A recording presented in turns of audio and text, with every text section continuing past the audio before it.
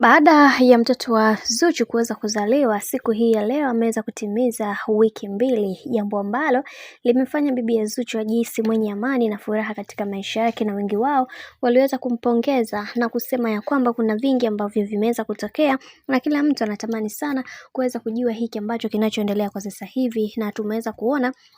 baadhi ya watu wengi walimsifu bibi Zuchu kwa uvumilivu kwa bwana mkubwa Diamond Platnumz, na wengi wao wakasema kiukweli kutoka moyoni kabisa tunatakiwa kuweza kufanya watu wengine waweze kuelewa namna ambavyo Zuchu anatamani kuweza kufikia malengo ambayo amejiwekea katika maisha yake. Najua kuna watu wengi ambao wameweza kufunguka vingi, na wengi wao walitamani sana kuweza kuelewa hiki ambacho kinachoendelea sasa, lakini ukweli ni kwamba watu wengi wanaamini kwenye kile ambacho wanachokiamini pasipo kutambua na kuelewa namna ambavyo mambo yalivyo. Na leo hii mtoto wa bibi Zuchu ameweza kufikisha wiki 2. Tumeweza kuona Diamond Platnumz ameweza kufanya surprise za hapa na pale juu ya yale ambayo yaliweza kutokea, na wengi wao waliweza kumsifu kwa hiki ambacho alichoweza kukifanya, kwa sababu haikuwa rahisi kama hivi ambavyo nyie mnavyofikiria, na wengi wao waliweza kufunguka vitu vingi na kusema kiukweli kutoka moyoni kabisa